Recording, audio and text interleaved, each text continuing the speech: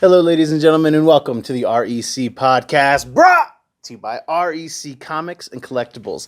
I'm your host, Roman Chavez, and with me as always, Eric Icarus, the Eric Dactyl. Eric Dactyl, if you're nasty, which is even nastier now that I've said it out Yeah. loud. Kids, you can find us on Instagram at REC Podcast. You can follow myself at Roman REC Podcast. You can follow the shop at REC Comics, and you can follow this guy, Eric J. Wilden _ Esquire. the Honorable Eric J. Wilden, Esquire. Running for DA, kids. Uh-oh. DA of Gotham, all right? It's a sweet gig if you can get in. The door's always open, all right? Always, baby. How are you doing this week, buddy? Oh, good, man. Good. Yeah. We're doing another episode. We're back. We're trying to get back on track, Yeah, kids. You know, this is a very good outlet for me. Yes. And I miss doing this. Yeah. So we're trying to get back to doing this, and those who do listen, I know you probably miss us a little. They do. People come in the shop, they talk about it. They asked where you were at when I was doing the live auctions. So whatever, it's cool. You guys want to see Eric, dude? Sometimes you need a team. Yeah. Hanna-Barbera, Ben and Jerry. Who's another duo? The Menendez brothers. Oh yeah, it's just a sweet duo. Did those guys get life? Yes, they did. Wow. Yeah, sure did. Man, I haven't heard that story in a long time. Have you ever seen that Menendez brothers basketball card? Oh yeah, with some I don't know who I can't remember who it is too, and it's like somebody decent. Obviously, Yeah. They have a basketball card. Well, you can't sell it on eBay. No, you can now. Oh, you can now. Okay, because there's a point they weren't allowed to sell it. Yeah, because there's in the back of them, all sharpening their blades on the court side. But I digress, kids. Yeah, man. Oh yeah, we need to talk about comics. All right. I know I just had a total brain skip there, kids. It's fine. Sometimes He was just rebooting. It's yeah. This robot Roman. It was, and I'm gonna leave that in there too. So you guys are gonna just have to deal with that. Okay. Last week or last show, we talked about DC announcing that they're going to be killing the Justice League. It's all but confirmed. Mm-hmm. Batman, Superman, Wonder Woman.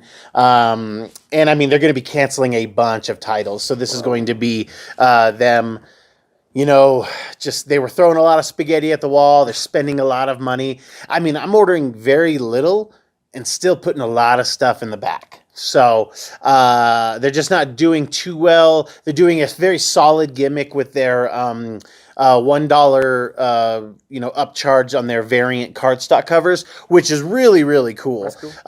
They're usually much nicer. They'll kind of save their more esteemed artist for them. Oh yeah, you got to. And they make them available. But man, there's only a couple that I do more than two of. Oh, and yeah, I'm often putting back one for sure in the back stock. So was there a point when when you were collecting, was there a point when DC was like selling like pretty much every title, like gangbusters? Well, they found out a good way to relaunch where they weren't going for super glut, and then they were still trying to, where they would do maybe 3 covers, and if they did more covers, they would be ratio. So you'd have A, B, and then 1 in 25C, 1 in 50, 1 in 100s. Whereas like Marvel, sometimes they'll do a ridiculous amount. Like we just put X Deaths of Wolverine today, and they had 6 or 7 variants. Yep. Yeah, Marvel, and they'll do it at $5.99 for each one, which is just ridiculous. Oh my God. But whereas DC, they've got a pretty solid thing where they'll do kind of a standard cover A, and then all the cover Bs, they'll all be the cover Bs will be $1 more, but like I said, it'll be cardstock, glossy, and then usually a more kind of hot artist right now. Yeah, like Peach Mimosas. Peach Mimosas, yeah. She really she's been doing them for everybody. She's got variants for all the companies right now. Yeah, I think she's playing both sides. She's playing all sides, man. She knows exactly what she's doing, and she's got your girl Spider Woman. Which one? The good one? No, not the one you. Well, I like her, but Jessica Drew. She's got an. You're gonna like this cover. Oh, really? Okay. Yeah, I'll have to bring it back. I'll have to bring it up on the show when it comes in. But we talked about the Justice League being popped off, and just kind of this gimmick. We talked about how it's been 30 years since they killed Superman, so sales are lower. So this will beef sales up again. So with issue want to say it's 75. I don't know. I have to double check that for you guys. Do you think they purposely do this when it lulls? They're like, okay, Yes. we need something to spike these sales. Okay. Relaunches, everything is a spike. Okay. Is just to spike the sales because it doesn't matter. Still, even though we're aware of it, when you come in and you're if you went into a random comic shop tomorrow and you saw a Punisher #1 or Daredevil #1 on the shelf, you would be interested in getting it. Right. Even if you didn't buy them both, you'd probably buy the Daredevil. Of course. Of course. So like that, it does get those people. You'll have those people come in. They're like, "Ooh, a #1." Right. Like that still has a large stigma in the tourist, department of the comic collecting thing, which is great. It keeps the lights on around here, kids. Yeah. I need relaunches for my business, and sometimes they're really rad. Like right now, the Hulk series that's going on by Donny Cates and Ryan Otley is really solid. The Venom series by Ram V or Al Ewing.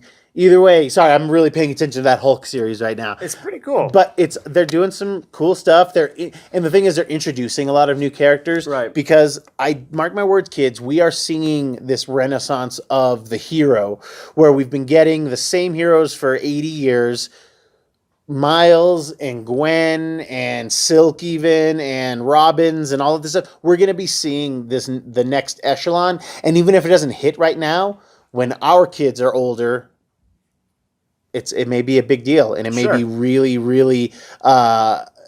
really exciting if you were buying comics today for tomorrow. So something to think about, kids. I'm not pushing it. I don't have an agenda. No, of course not.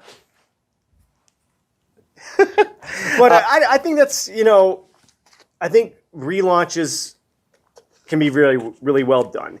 If you're introducing some really interesting characters. Yes. If you're putting the work in, like, okay, let's try this again, and let's try it with somebody new. Yes. Not like a pre-existing character, but let's invent some new characters. How long have we been saying, hey, let's not repackage so-and-so. Rest on the laurels of Stan, Jack, Steve, Roy. I mean, even Miles Morales is kind of a coattail writer. Yeah. I love it. As much as I love him, it's not a brand new character. It's still Spider-Man. Yes, and what makes it work is that Miles has found it a way in such a short time. Right. Whereas we're still trying to figure out what to do with Ben Reilly. We're still trying to figure out Ben Reilly's literally a clone. He's a copy. A blonde-haired clone. And I feel like Into the Spider-Verse is a slap in the face because you had hot Chris Pine Peter Parker with blonde hair be really successful and all of this stuff. Yeah, totally. So, yeah, like for Miles to stand out besides his skin color, to really lean into, different costumes. They have they haven't really leaned into the Venom thing on his side That's very true. Where they did lean. That's a rainy day thing there. I think so, yeah. And fortunately, he's been interesting enough to kick off. But it's still a derivative. He's still a derivative of Peter Parker, but he's found a way to at least, even if he doesn't have his own voice, he's doing a great cover band, and we're all here for it. Hey, man, I love Me First and the Gimme Gimmes. Me too. I think, God bless him. Who's our boy? Oh, my God. I'm always... Yeah, dude, I'm blanking he's from tonight. Image, the guy I always... Rob? Yeah, Rob. Yeah. God bless him. You may not like what he does, but at least he's trying something new. Yeah. He's inventing new Major X. Yeah, we all laughed about it, but at least it was something original. Original for Rob. Sure. And again, I love Rob Liefeld. I think he's very interesting. I get why you guys don't when you don't, but I do like that where he's trying to push it. Now, he plays in the same sandbox, but at least he's trying to create new things all the time. Do they work all the time? No. But man, when they hit, they can be super interesting. They can hit. And if you weren't reading his Snake Eyes, I almost said Bad Blood because Deadpool Bad Blood, but his Snake Eyes miniseries from last year, even though it wasn't anything mind blowing. Story wise, he was still pushing the envelope in the last issue he did for it. Right. Almost every other page is inked by a different person from the industry. That's cool. Kevin Eastman does it's all over Rob's pencils, so you get to see how drastic. And Rob always sings the praise of people who ink their own stuff, and then inkers in general, embellishers, stuff like that. And you could see it in this book. Right, and they were always kind of the punchline in the comic book industry. I mean, it started with Chase and Amy. Yeah. You were Tracer. Yeah, you go outside the lines. Yeah. Yeah. It just goes to show much depth and creativity there is, with being an inker. Because that's really rad. I didn't know that. Yeah, That's dude, cool, man. it was really cool. Yeah, like I said, every couple pages, Brett, I think he said he got 23 of his peers, and like Neil Adams does a page or two. You know, like what a cool idea. If it, even though he's not pushing the envelope there in character building and story building, he did something that I hadn't really seen very often. See, and super fun. I ate it up. I ate it up. Man, it might be classified anyway. But yeah, his Snake Eyes run, fun story. It's him. It's Deadpool dressed up as Snake Eyes. In terms of the body language and everything like that. Rob's style lends itself to a certain thing, and definitely these faceless heroes. It works. It works. But one of the reasons we bring this up is because we had some more news this week. We're getting some more relaunches, some new number ones from Marvel, who are the kings of doing said thing of the number one relaunch. I mean, I think we're going to be on volume 8 or 9 of Spider-Man. Right. But in April, we will be getting a new Amazing Spider-Man number 1. The recent series is in the 80s right now. It's been coming out weekly. So, like, I don't get it. Like, they push... Okay, so hear me out here. Yeah, I'm listening. 90+% of the comics come out once a month. Sure. Okay?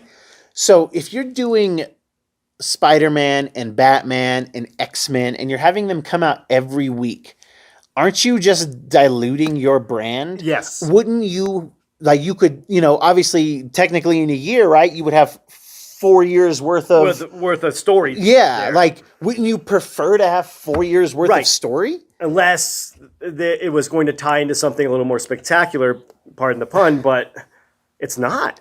Yeah, it looks so weird. It just seems like I don't know the reasoning, because it does seem like I'm baffled. I don't know what the point of that was. We're getting a new creative team. Okay, so getting ready. At at least they're changing the team. Yeah, Zeb Wells and John Romita Jr. coming back to a title that kind of made him added to his popularity. It didn't make his popularity, but it added to his popularity. He had that excellent run with J. Michael Straczynski. They did the Moreland stuff, which was fantastic. But we've always talked about it, how Spider-Man's blocky. It can get very blocky. Yeah, like Romita Jr.'s Spider-Man is blocky. Yes. This just came out today. So sometimes it lends itself to his villains, but not Spider-Man. Yeah. That has never been a quintessential Spider-Man artist to me. Even though, like you said, he had made a lot of his bones off of that character. Yeah. Even his Daredevil wasn't for me. His Daredevil's not for me either. He's got some X-Men that I like, actually, but which is weird. I didn't think I would like it. Right. But he did some Alkalite storylines that I really enjoyed. And I don't know. I was digging, and I could say that, but I don't even remember the creative team that's on it right now. Right. But again, just like something different. Like, I want to see young artists. I want to see new artists. I want to see. Do you think this is a turning of the tide? Yes and no. I feel like they're bringing in old guard. Yes. Trying to mix with new guard to see what happens. But I'm of the belief, like, it's time to purge the old guard. Let's just bring in new guard. Let's see what happens. Everything feels like the 90s right now. God, it does. With the indie sales doing well. Which is great. We're coming up on the 30th anniversary of Image Comics this year. I guess we'll have to do a deep dive there. Or some type of dive. We're seeing people buying books every week with the intent to sell, fewer and fewer with the intent to hold. That was my question to you. Do you see that more now? Oh yeah. Within the last how long? Oh 5 my years? gosh. Yes, yeah. I'd say probably the last 4 or 5 years we've been getting it, and then heavy in the last 3 years, especially with all the deals being optioned to Netflix and Amazon and Hulu and so on. So we have these things, you have these guys trying to create characters, so they're creating, money for themselves for later, especially with the indie guys. Those guys just keep collecting checks.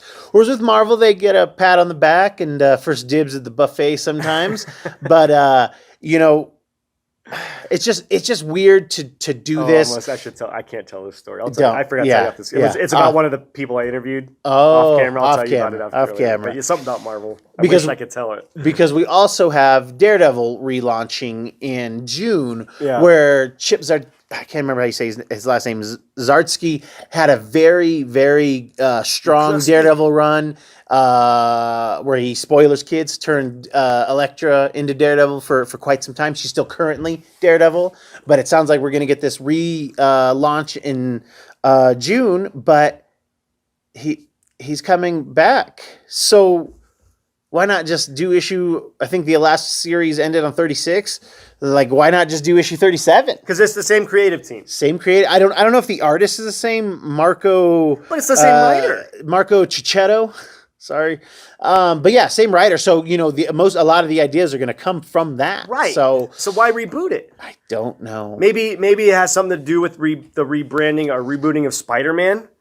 Maybe there's they're trying to blend the two stories somehow. Ooh. Because Matt Murdock, spoilers, shows up in Spider-Man No Way Home. Dude, that's a good point. That's a good point. Maybe they're trying to blend the two a little bit more. Yeah, like do something that can lead people in there. Because we just had, last week, we had a She-Hulk #1 come out. Oh, really? So, we've got, Moon Knight's on issue 7. Right.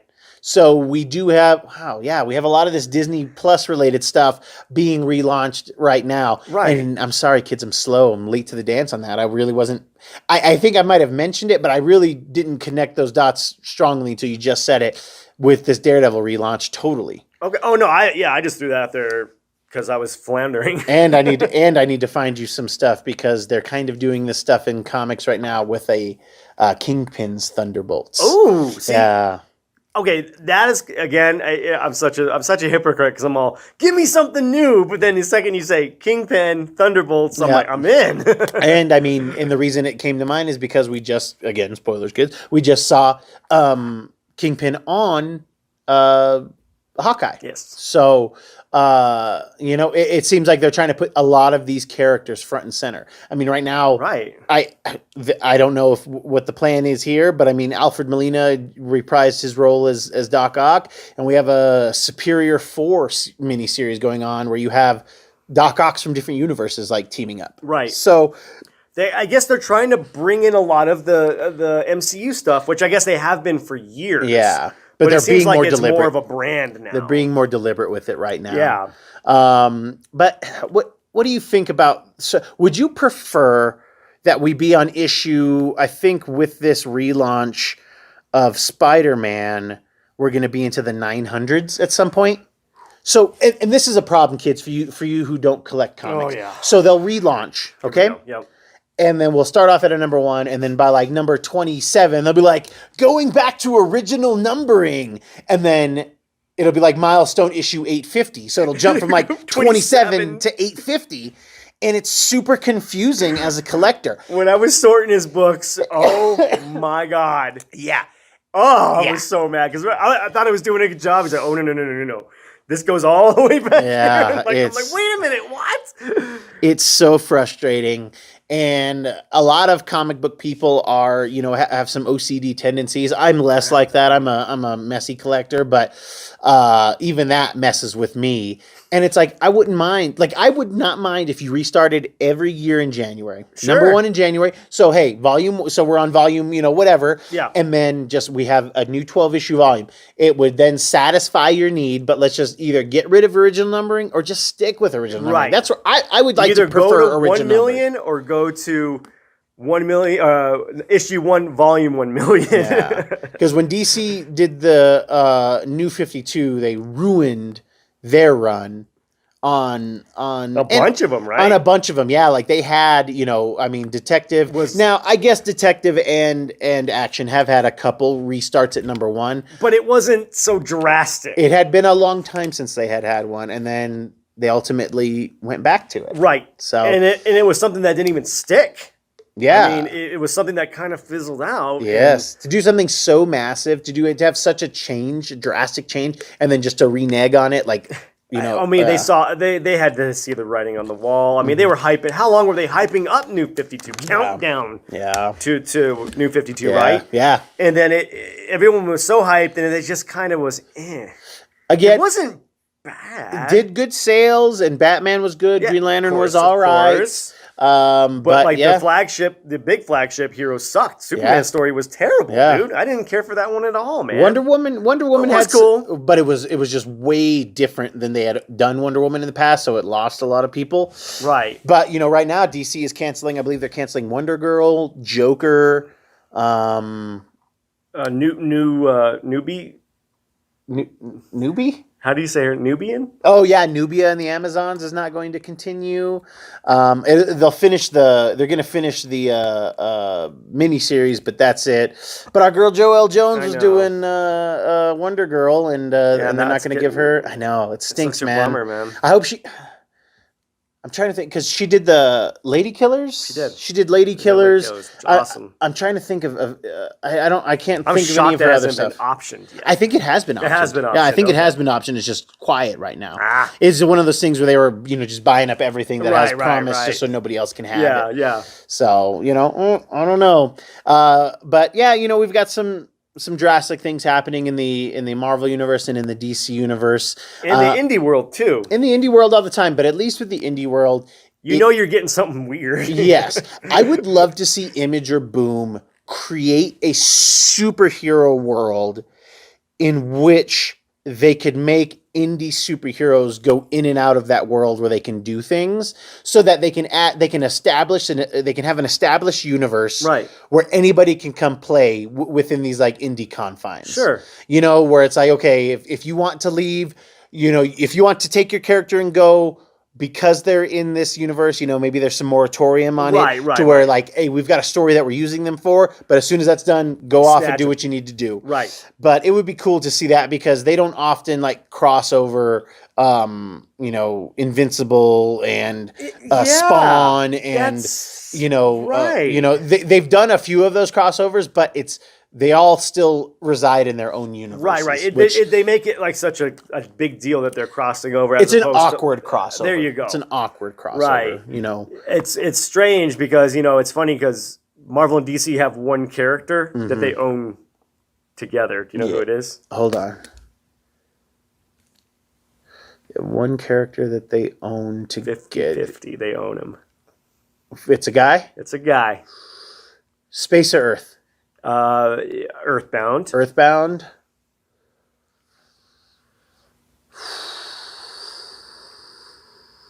I don't know. Axel Axis from the Amalgam Comics. Axel, I don't even know who he was the homeless guy that lived in the box, and that is the DC versus Marvel that happened in the 90s. He's the one that brought the two universes together. So Marvel and DC both have a 50-50 share on that character. So they could use that guy in both comic books if they wanted to. And they never have, which, I mean, I get it. He's a one-off character. It doesn't matter. But it's still funny that they both renew the copyright licenses together on that one character. That's hilarious. Oh my God, I didn't know that. See, kids, that's why you have Eric Icarus here. Sometimes. Right? Pulls out a gem. I never claimed to be an expert, but this guy, man, like, I didn't even know that. That's some wild stuff. I love it, and I love it when I learn something from the last week's episode. We were talking about Peacemaker, right? And how I learned that from a customer. I didn't know that, or at least they reminded me, but I didn't recall that at all. So, speaking of which, episode 4 came out. Until we get to 5. God, I'm so excited. Oh, I wonder if he'll do any kind of promo like that. Please do it, John. Oh my gosh. Please. But yeah, we had episode 4 come out. Mm-hmm. It was vigilante heavy, and it was awesome. It was very awesome. They're really, really doing some cool stuff in here. We're gonna talk spoilers, kids. But we're gonna do a quickie on this one. Nothing too crazy. But the big thing that they did that I did not care for was Myrn as a butterfly. Oh. And I liked Myrn in episode 2 or 3 when he was like, when I think about the things I've done in the past, it makes me sad. And, And he's like, I'm trying to atone for those things, like he seems like a really interesting character. Yeah. I wonder if these butterflies are parasitic and you can be rescued from them, because right now we haven't seen any butterfly people survive. No. So I'm very curious to see where we're gonna go with that. It's kind of lame. It was a little weird, but John Cena continues to impress. Oh God, I forgot the kid's name already, but the guy who's playing Vigilante, he's playing Adrian Chase. It's so funny, like how many fake names I have in my head because of comics that like it's hard for me to remember. If you were like on the lam, you could give a fake name like that. Oh yeah. Because like most police officers aren't gonna know this extensive names, but yeah, you could give a fake name like boom, boom, boom, boom. But then I'm Axel Axis. Yeah, that would be the one. Be like, because I didn't even know that. Because it doesn't sound fake. No, Axel Axis sounds fake. That's the problem there. I'd have like Adrian Chase. That's a good one. That's a good name. But yeah, we got some more Robert Patrick. Yeah, which was it's we had a weird. little discussion before the show. They're doing. I don't like Robert Patrick's character. But he's doing it great. He's doing it great. Yeah. I don't like it when dads and are bad to their kids kind of thing. So it's like, but it's part of the character. So it's like working. But I like getting to know more about Peacemaker. It seems like we're going to get to know more about his brother, which it seems super sad. Yeah, definitely. But yeah, dude, this show is it's a sleeper hit. Yeah, and the thing is, a lot of people are watching it. Yeah, it doesn't have that Disney Plus audience, dude. I wonder if after Guardians 3, if Warner Brothers just backs up the truck to James Gunn, going to, homie. Because everybody I've talked to has enjoyed Peacemaker. Oh yeah, big time. Everybody. I haven't heard someone say it's okay. Yeah. And I've only heard it's awesome. Yeah. I haven't heard it's okay or it sucks. I heard this is great. Even part of the Roman Eric tripod, AJ, he watched it without us having to prompt him. No, he just started watching it. Yeah, so I mean, and he's digging it. So it's definitely itching that scratch. Like I think that what Disney Plus put out for the most part this last year was top notch. Great, excellent storytelling, great action. And thanks to James Gunn, DC has a hat in the ring as well. Here, man. Yes. They have something going on. Like you said, I really hope that maybe because it just goes to show how James Gunn can build character and build a world. Yeah. I could trust this guy to maybe helm the DC universe. It'd be interesting. I think he could do it. Because the man is great with ensembles. Man. He gives everyone their due. Everyone has a different personality. Yes.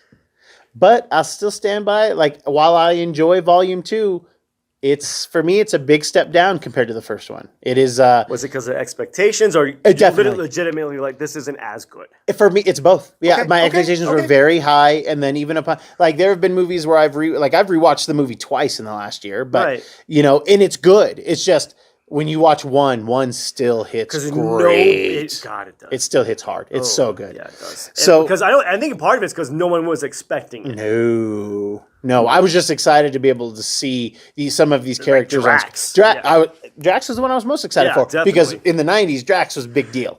Infinity stuff was a big deal. It wasn't the Drax you're thinking, though, kids. No. But fortunately for me, I had been reading Annihilation, so I got to see. Annihilation underrated. Yeah, underrated, and I think we're gonna get it. I think so too. I hope so. To get Annihilus.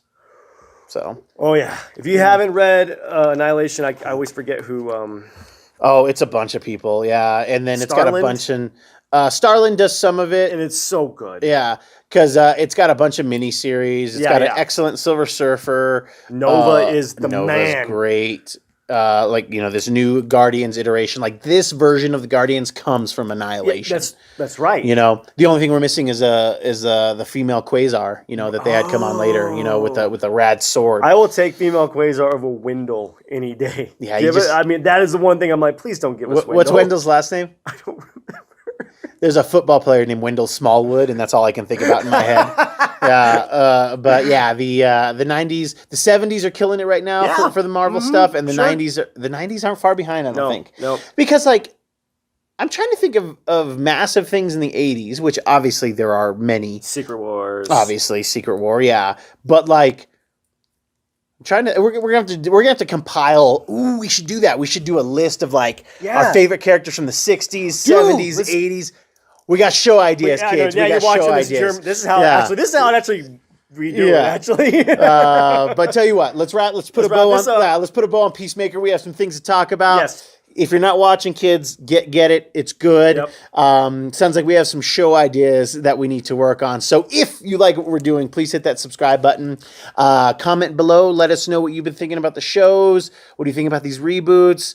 Are you excited about it? Are you not? Do you dislike Vigilante because he's basically Deadpool? But it's cool because it's the parody of Deadpool. It's a parody of Deadpool because Deadpool is still cooler. Right. And this guy doesn't have any powers at all. And he had that awesome fight scene in the prison. It was great this week.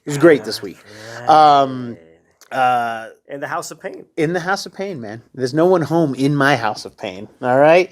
Eric, do you have any final thoughts for us? Oh, no. I'm just, you know what? I'm just stoked to be kind of back, man. Yeah.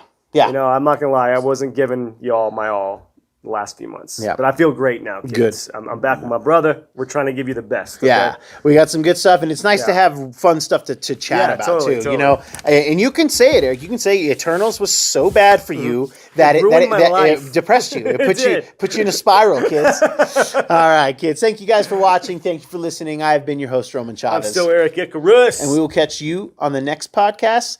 Come by the store. Check out some comics.